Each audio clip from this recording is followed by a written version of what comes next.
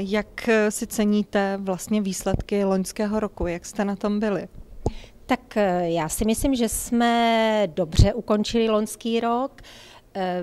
Pokud bych to hodnotila v kontextu dlouhodobém, tak je pravda, že minulé roky jsme neustále rostli na trhu. Loňský rok jsme skončili zhruba na úrovni roku 2009, což ovšem v kontextu s celkovým vývojem na trhu maloobchodním si myslím, že je to výsledek dobrý.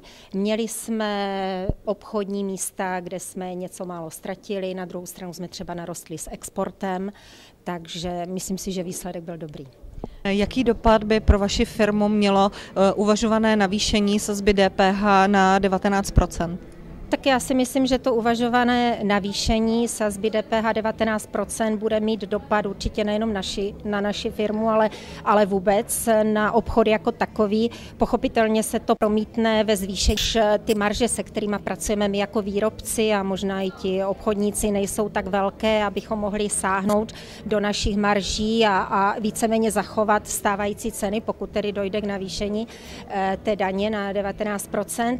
Takže se to určitě odrazí ve zvýšení cen. No a pochopitelně předpokládáme, že na tom zvýšení cen se musíme podílet obě strany, jak výrobci, tak obchodníci. A potažmo, já osobně se domnívám, že to opět sníží jaksi ten potenciál kupní a že ten nákupní košík se opět zmenší. Takže i pro nás, pro výrobce, potažmo pro obchodníky, to bude velmi složité udržet se na tom trhu.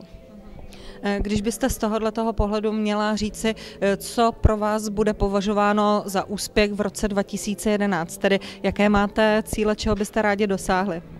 Tak rádi bychom posílili svoje pozice na trhu, rádi bychom se ještě více dostali do povědomí obchodníků, potažmo zákazníků v tom smyslu, že jsme kvalitní výrobce a že opravdu jim máme co nabídnout, takže posílit pozice jak na českém trhu, ale i v exportu, protože jsme firma, která exportuje naše produkty, nejenom tedy na slovenský trh, budeme považovat Slovensko za cizinu, ale naše výrobky se vyskytují i na německém trhu, rakouském a maďarském.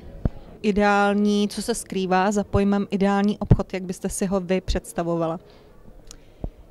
Ideální obchod budoucnosti, takhle. Ideální obchod budoucnosti?